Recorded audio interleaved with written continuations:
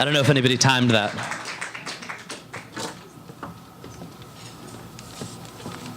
Thanks, Ben. Okay, I'm going to exercise my privilege and ask you a few questions. Let's start with something really simple. Why should people trust the internet? I mean, I don't think people should. I mean, I don't think most people trust any kind of like medium per se. I mean, I think there are a lot of people who probably don't trust what they read in the New York Post some days. And so I think like as with print, like you develop relationships with brands and with voices, and increasingly now with individuals rather than with institutions, just because the internet is organized around these individual voices more. And credibility is kind of won and lost on a daily basis, and it's incredibly important both to get things right, and then if you screw up, to be really transparent about it, because you are like, I mean, trust is the coin of the realm. You used the word ecosystems a couple of times, and I heard it used, in the summertime in a speech given by the head of AOL. But it felt in a much scarier context, because he said what we're going to be seeing is closed ecosystems. In other words, the Yahoos and the Googles and the whoever's of the world are going to try to lock down their audience and prevent access to independents like BuzzFeed or whatever. I mean, I'm fast forwarding his sentence, but I'm asking you, what was he really saying?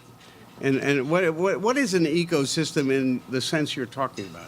God, that sounds like a terrible buzzword. I didn't even realize I was using it. I think what I mean is just that people, Americans, but people globally, just spend an enormous amount of their time on Facebook. People now spend more time on the internet than they do watching TV, which is a lot of time, often concurrently. And so for news, the space in which our stories are traveling around is to some degree the front page of our website, but is more people's Facebook feeds, people's Twitter feeds. I don't know if folks are on Pinterest, but a lot of people spend a lot of time on Pinterest. And I think, I mean, our experience has not been that they're trying to kind of wall themselves off and capture people. I think they've kind of built the tracks, but they aren't at the moment interested in building and owning trains. And so, I mean, you could imagine Facebook saying, we're going to build a news organization and only our news is going to be on Facebook. But I don't know, it's a hard thing to do, and they know that, and they'd rather have lots of different companies competing to make the best stuff for their readers. So and that's sort of the opposite of a closed system. I mean, they're these different, almost these companies that are running what are now the new cable wires and broadcast pipes are competing and trying to sort of encourage publishers to make things for their readers. Now, 50 years ago, editors had just a few gauges of interest, Newsstand Sales being one of them. How different is it for you? I mean, how do you make editorial decisions with the business in mind? What data do you see? Again, I'm violating my rule of asking one question at a time. Sorry, go ahead. Yeah, I mean, I guess we look a lot at traffic. I mean, but which is not a word I love, just because it just means human beings who are reading your story, which is what all of us wanted in the first place. But I think we're very realistic about, the notion that the audience for 33 Cats who are disappointed in you is like somewhat larger than the audience for what's the latest in Syria. But I think, you try to develop a sense of how big is the possible audience for a story about Syria. Maybe it's 100,000 people, but you certainly want to hit all 100,000 of them, and you want to do a story that'll be compelling and that they'll share, not write a story that you think is great and that 10 people read. Since you've spent more time than anybody else in the room thinking about cats and news, have you done the 10 most endangered cats in Syria feature yet? Like one of the really weirdest and most disturbing things happening, or not, maybe it's not particularly disturbing, but a lot of the jihadi fighters in Syria are very active on Instagram, and now there's a thing of them taking pictures wearing their masks and carrying their guns holding cats. Totally not a joke. We wrote about one of these guys. Instagram then threw him off Instagram, and then he like wrote some angry thing about how BuzzFeed had gotten him thrown off Instagram. This is some Syrian jihadi. Did you have a... Oh, sorry, I don't mean to... No, now it's time to take questions from the crowd. Barbara? Do we have a... I can repeat the question. Do we have a mic? Go Go ahead. We'll repeat it. Shout. I run a very small website using very experienced about New York City women. And we have tiny traffic compared to what you do. But I do understand some elements of the web. Here's two questions. I recently read the article in New York Magazine about BuzzFeed. And to the extent I understand it, one of the issues they brought up that was bothering me was the way in which you tend to monetize news by, he used the word like an advertorial. And I wanted to know if that upset me, because I like to think that there's news and there's ads, and I've written advertorial and I know the difference, but it just didn't seem to be that everything you did was one big advertorial. Can I answer that question? It was a question about our advertising, which there's like it's called sponsored content or native ads, and is a kind of thing that everybody is sort of getting into at the moment, but that we've been doing longer than others. I mean, I think the basic theory, before I got to BuzzFeed, was just that banner ads on the internet are kind of disliked by consumers, and so they get increasingly aggressive and they drop over your screen, and you have to find this little X to make them close, and nobody likes that. And that there's this alternate tradition of advertising that people like, which is, I mean, women's magazines in a way are the best example, just in that like if you cut all the ads out of Vogue, people would like the magazine less. They're really well produced. They're of a kind of content that the readers of Vogue like. But also, I think there's also some confusion about, like, we have a very, very traditional separation between folks who work with advertisers and make ads, in a creative department, and the editorial side. Like, those guys don't report to me. I don't know what they're doing. I don't know who our advertisers are most of the time. Although advertisers, as I was just telling Stephen, do call me and scream at me sometimes. That is a very traditional relationship with advertisers. I think it's and then the advertisements they produce, they come with an overlay of yellow, the way an ad on Google does, and they say they're sponsored, and they have the brand's name. But they're of as in women's magazines, they're of a kind of genre of content that people like. Less written out advertorials, more like 15 great hybrid animals that will make you think of your hybrid car or something. But they're clearly labeled. So, I mean, I'm actually really, as a reporter, I would much prefer, when I was at Politico once, the government of Kazakhstan sponsored like one of those big takeovers of my blog, and so it was all pictures of President Nursultan Nazarbayev everywhere, which I don't know, to me, like, I did not love, and so as a reporter, it's to me preferable that you have ads on your site that your readers know are ads but also like.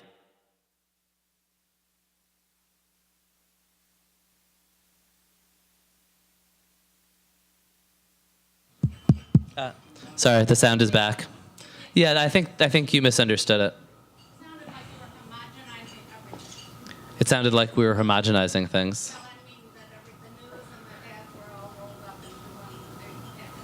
Yeah, that's not how we see. That's not how we see it. And the second thing is, how much of your content is original and how much of it is original and how much is picked up / aggregated? I mean, I guess I think of it almost all as original. Like, we don't really do rewrite. We don't do, usually if somebody else breaks a story, we don't do the sort of more traditional AP or New York Times thing of rewriting it and crediting, because we figure, you know what, people have seen that story on Twitter, so we're going to try to advance it. That said, there's a genre of like web content that is all about mixing and remixing photos, and so like the 33 cat, you know, if we do a post of the like 100 most important cats of the year, like there'll probably be cats that have already circulated elsewhere and, you know, been appreciated that way. But I don't know, I actually think like, yeah, so we do a ton of original content. We also, and then if there's a huge story that isn't, you know, that isn't something we broke, we'll certainly cover it and aggregate it.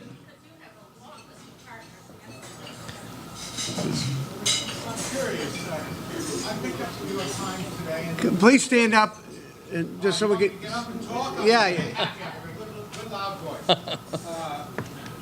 Years of press conference. I picked up the New York Times today and come to my door, and there was actually a piece of news. And I was curious. It was about a judge who, and I'm sure you saw it yourself, a judge that said the NSA was had overstepped its bounds. I'm sure everybody thinks so. And I was curious, because I don't look at BuzzFeed very often, and I went on your website, and I found a lot of things about 1, 2. all the what do you do when you're not married? Sir? Sir? Thank you. I couldn't find any mention, any comment about, comment would have been fine about this story. Now, what's news? Yeah, I mean, I think, you know, I actually... That's a real event there. Yeah, I mean, I'm not if sure... If you don't think so, then we're all from the wrong business. Oh, for sure. And I think, you know, sometimes the challenge on the web is that if you don't have something to add to a story that your readers have already seen, there's a question of whether you do it. I mean, you, in fact, were familiar with that story. But we in fact write a ton about the NSA stuff. We had a story, I think, about Edward Snowden's letter to the people of Brazil, which was also an important thing leading the site this morning. Right, that was today's news. That was what was leading our site this morning. I wish to hell that my old magazine had made him the person of the year rather than yeah. I think he probably was. For sure. So, for instance, leading the news that led our site today was his attempt to seek asylum in Brazil, which to me was a news story. So, you know, we do cover a lot of news. I think basically, though, the front page, this is a change in the web, is that the front page of the website, if you're obsessed with news, you're likely, or our readers who are obsessed with news are on Twitter in this mess of news, and we sort of expect them to find our stories there and push our stories there harder to them. But we do. I don't know. We try to break news. We did, I thought, a great profile of the Judge Walton, who runs the FISA court, the other day. I'm talking about today's news, that's all. But you were aware of it, so you didn't need to find it on BuzzFeed. I'd like to have seen how you covered it, what your take on it was, what your readers' take on it was. There was nothing that I could find. Well, I'm glad you were able to see it in the Times, then. Then why should I bother with you? Would you give Jerry the microphone? You still have the mic? Where's the mic? Sorry. Yeah, hi. As you can imagine, can you hear me? As you can imagine, most of us here grew up with newspapers or worked for newspapers. Don't let this gray hair fool you. And the business that we grew up with, we had a copy editor at the New York Times. We had a standards editor. And I'm ignorant of how, since you're almost reinventing the wheel in terms of getting stuff out so quickly, what do you have in terms of standards and fact-checking and things like that? Is it comparable to newspapers, or is it a different way of doing business? Yeah, I kind of come out of a newspaper culture, basically. So we don't have like magazine-style fact-checking. Like, we expect reporters to get stuff right. But we have, but we've got a copy desk with, I think, maybe 4 copy editors at the moment. And the nice thing about the current environment is that if you have a typo, some very polite people on Twitter will very quickly bring it to your attention, which we're very grateful for. But so in some ways it's similar. I mean, you don't. Yeah, I mean, we try to get things right and be fast and not and have and have the copy be clean. And one difference is that when it's not perfect, you actually do get to reel it in and fix it immediately. And I think that does change the dynamic around corrections and stuff. The thing doesn't just leave and misinform people forever. You can fully reel it in. But, May we pass the microphone over here, please? Just pass it across the room, Jerry. Do you think of yourself as a news organization or as a kind of provocative entertainment organization? do we think of ourselves as a news... Main goal is to move numbers. Do we think of ourselves as a news organization or as sort of an entertainment company whose main goal is to move numbers? Yeah, I mean, I think we kind of see I think provocative we see entertainment company. ourselves as a news and entertainment company. I mean, maybe a little more like NBC than like NBC News. You know what I mean? I mean, I think we do stuff that is pretty clearly entertainment, and also stuff But that's totally hard do you have an news. agenda? Do you have an agenda? No, I think we come more politically speaking. I think we come pretty much out of the like mainstream American newspaper tradition of trying to get things right, being neutral. Even though, as described by you earlier, part of your process is to do provocative things to get other people to talk about you. So, I mean, the New York Times had this incredibly powerful and provocative series on its front page about this girl in Fort Greene. I think no, I think that's everybody true, tries to do But that. they don't do it with the sole purpose of getting other people to get into a fight with you to get more eyeballs. Yeah, that's probably more readers. the political. I mean, I see what you mean. No, Yeah, because that's what I see a lot on the internet, because there's a whole science to being provocative, and I've done it, of course, for many years in the publishing business. Yeah, I feel like Being this is not totally provocative- new to the newspaper industry, being provocative. But just for the sole purpose of being provocative. We're not seeking the truth, we're seeking eyeballs or readers or numbers. I mean, I think we've all Right. always tried to do both, right? I mean, I don't know any newspapers that weren't interested in readers, but also I don't know anybody who didn't want to get it right. But supposedly, with some newspapers, aside from the New York Post and some of the others, the agenda was, at least the spoken agenda was to seek the truth and tell the truth, right? Yeah, I to mean, report what was actually happening.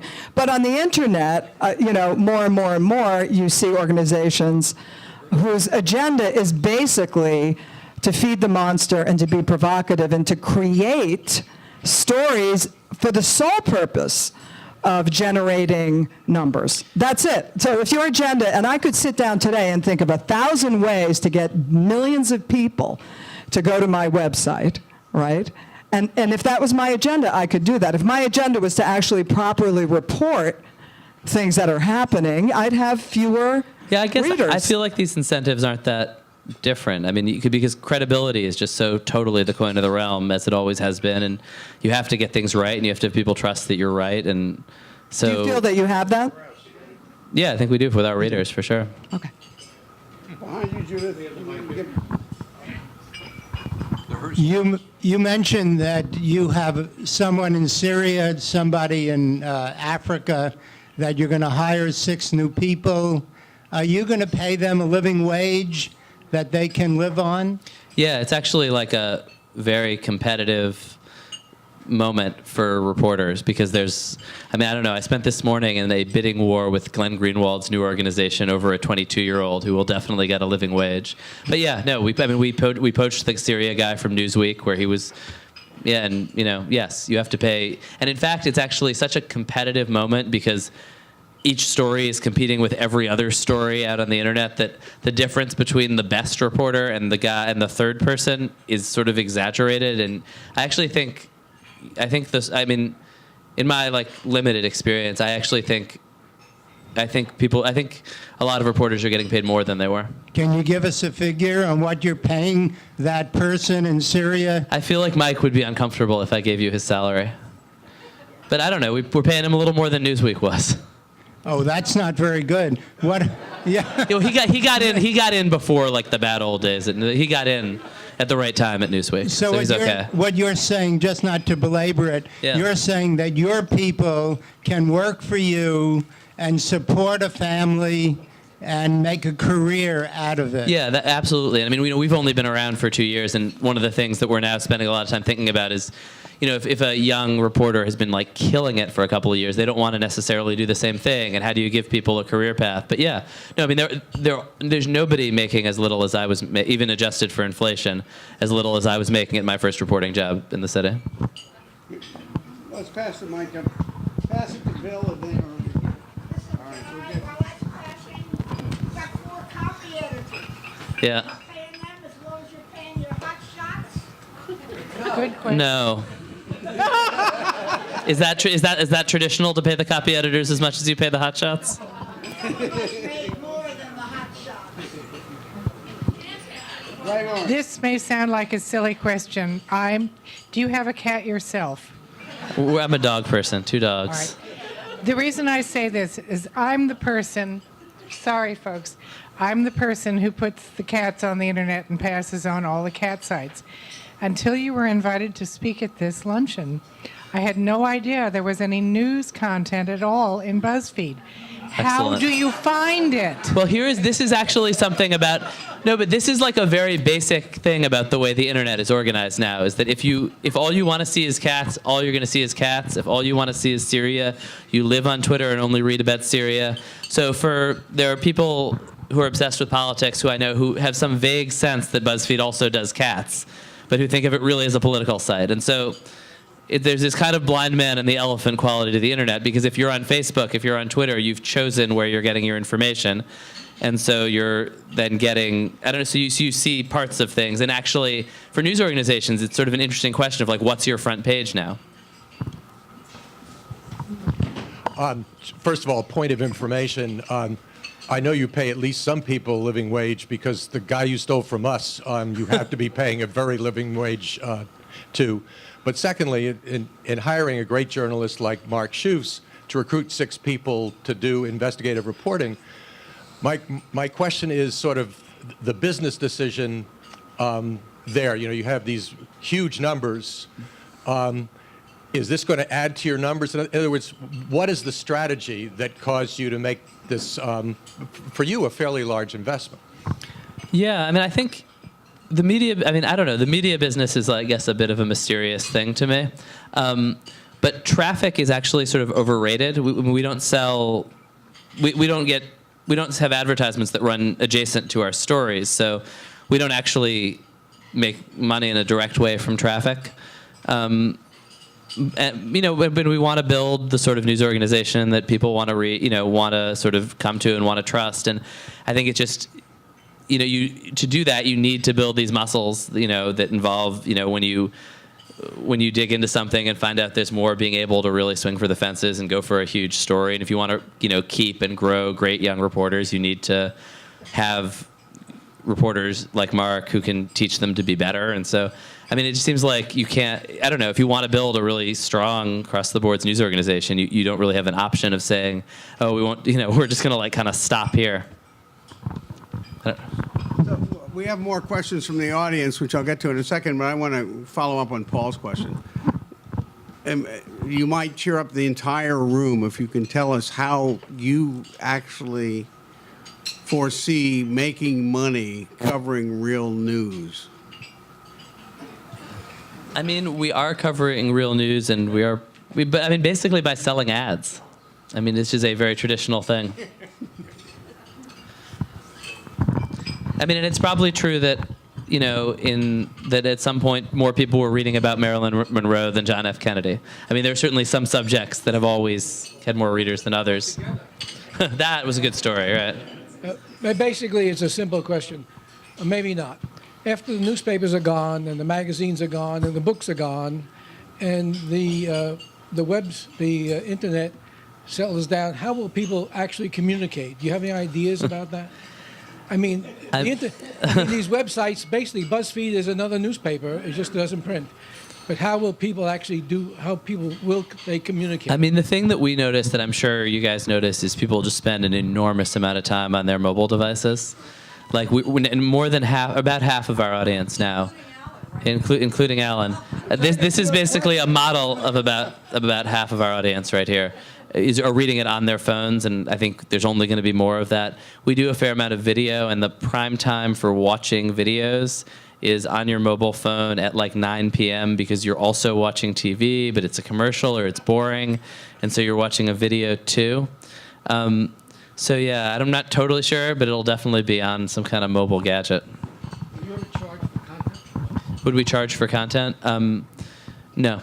If what you want is to get content to spread, the worst thing you can do is charge for it. Ben, I cover entertainment news at ABC News Radio. The biggest story these days in entertainment is Beyoncé, and it caught everyone by surprise What's your take on this? Suddenly, the music industry is saying, "What the hell is going on? What have we done wrong?" There is something about the news cycle. I actually first heard this from the White House communications director, Dan Pfeiffer, that like surprises are the only thing that work now. Like if you say to the White House press corps, in his case, the president's got a big announcement coming in 10 minutes, everybody assemble. Like by the time the announcement comes, everybody's bored of it already, and they've been tweeting about it, and they've raised expectations. So the only way for them to break big news is to have Obama just walk into the press room. Everybody's like diving for their cameras, and I think it just sort of explodes as and so I think that's sort of the same dynamic Beyonce took advantage of. Just that it's sort of this moment that privileges surprises. Were you surprised? I was definitely surprised. Fortunately, like half my staff stayed up all night writing about it. So. Behind you, Bill. Get the mic behind you. Sir, at one point in your remarks, you pointed out that there was a point in time where Twitter replaced long-form blogs as a prime source of news. And I'm curious, there was a story in the Atlantic, I think it was last year, is Google making us stupid? The premise of which was that people are losing their capacity to read long-form journalism because all they read these days is short-form journalism. And if the trend of news is away from blogs to Twitter, which is in effect a postcard, is there a long-term impact on our ability to absorb real news? Yeah, there's always been, at least certainly as long as I've been doing this for like 15 years, there's always been this line that people's attention spans are declining. And I guess that's just not really our experience. Like what Twitter mostly is here is a link to this great story. And you click out and it's a story that's a lot longer than 140. That's basically that's what Twitter is composed of. And so, we are doing more and more really long stuff and what we find is that, a deeply, deeply reported 5,000 word story does a lot better than a 800, that people love, like a one-line joke does great, a quick video, something that's short and quick does great, and then there's this kind of valley of death down to the 1,000-word-long day story that really nobody wants. Here's stuff you already knew, but we kind of repackaged it, but then you do sort of come out the other side, and big features, do really well. We published this extremely long story, probably 6,000 or 7,000 words on a Mexican freak show icon of the 19th century whose body had been the subject of a complicated legal dispute that had 500,000 people read it. So, yeah, there's definitely an audience for that stuff, and we can also see, which is neat, what share of the readers go to the end, like where people click off the page, and 15-20% will read to the end of a really long article, which is, I think, to me, pretty good. If you can tell your writer, yeah, 40,000 people read this thing to the end, that's pretty cool. Ray, over here. I'm just curious. Wait, Linda, wait till you get the mic, please.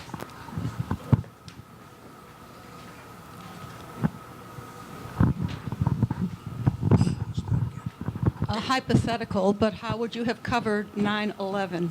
How would we have covered it? A breaking news story of that magnitude. I think. Can I repeat your 9/11 story? Sure, go ahead. It's really interesting because Alan and I were talking. Alan was at CNN on 9/11, and he well, you can correct me if I get it wrong, but he at some point ducked into a storefront and heard a bang, and he was on air and he said, "Oh God, was that another explosion?" And then he stepped out and he realized it wasn't. It was a truck going by, but he was already off air by then. Wasn't a chance to correct it, and that third explosion has now become a core part of 9/11 conspiracy literature, that CNN at some point reported another explosion and then covered it up. So I think for insane, chaotic, massive story, the closest thing we had was the Boston bombing. You try to find everything you can find, and you try to be extremely transparent with readers about what you know and what you don't know, and and that's, in those situations, to me, that's the huge challenge. And another thing that's really different is that 5 years ago, if somebody like Shokar Tsarnaev pops into the news, you'll Google him, and you'll get maybe his address and maybe a website he once made and a little bit of stuff. But now now people live their whole lives on the internet, and you'll find masses of information, of videos of them, and their whole life story on Twitter and Facebook, and just way more information, particularly about a 25-year-old, and in real information, not just traces. And so you can if you have reporters who are both very good reporters and very fluent in that medium, and in that case, fluent in Russian, like there's just a ton that you can report, real reporting you can do online, as well as, you know, of course, sending reporters to Boston and trying to find his friends. I got the mic, so. What do you think is going to come out of the Washington Post now under Jeff Bezos, and what advice would you give to the New York Times? I don't think I'm not in a position to give advice to the New York Times. I'm going to pass on that one. But I mean, I don't know. It's interesting that because Bezos, right, he could have spent $250 million and started a new thing. Like you could get a long way with $250 million, and instead chose to buy the Post. And I mean, so far, really, the change has just been that like they have a kind of confidence and spring in their step and ability to hire people that they haven't had in several years. Like there was a young reporter who I was trying to hire a couple years ago who had an interview with the Washington Post, and she was like a 24-year-old, and she came out just like, this place is chaos. They're so demoralized, and instead took a job at the Tampa Tribune. And there was a sense that the Post was just like, was doomed. And now I think people there are very, you know, feel excited to be there. Marty Baron has obviously given them a lot of energy. It's not clear to me, like, in any technical sense, what they're doing differently, but it's definitely been good for morale. Let me interject here. So you were in a bidding war recently, though, not with the Washington Post, but with the new Glenn Greenwald, Pierre Omidyar startup. Yeah. What does that say? And when does Twitter get eclipsed by something else, and what will it be? Yeah, I do think there are these new players all over. I mean, it's an interesting. I mean, it's a moment when, and I think, you know, probably you see this at CUNY. Like young reporters have a lot of options. I mean, there are these new organizations. There's this thing Vocative that's trying to do things I don't entirely understand around data. There's Glenn Greenwald's sort of independent, left-wing, extremely well-funded, not quite sure what it is yet. But, like, you know, we are certainly, like, running across these other organizations as we try to hire people. And there's just, and yeah, I mean, it's sort of, I think it's kind of a good moment to be getting into the business. And then there's the other really interesting question, right, is that for us, like, our distribution pipes are Twitter and Facebook and Pinterest, Reddit, email, but, you know, are things that we don't own or control. And so, like, what if they go away and what replaces them? I mean, I think our view is that people are going to want news, are going to be sharing it, are going to want to, I mean, it's not, and then, you know, whether these specific companies become, you know, the plumbing of the internet, whether they become the wire, like the cables that run in the ground, or whether they're more like, you know, Friendster or something like that came and went, you know, is sort of an open question. I mean, it feels to me like Twitter and Facebook are the plumbing, you know, are things that are the graphs of people's relationships they have, and the extent to which they're embedded in people's lives does feel very deep. At the same time, there are these new, you know, Snapchat. Is this interesting service where you share an image, but there's no link. There's no way to share news. It's just an image and it vanishes.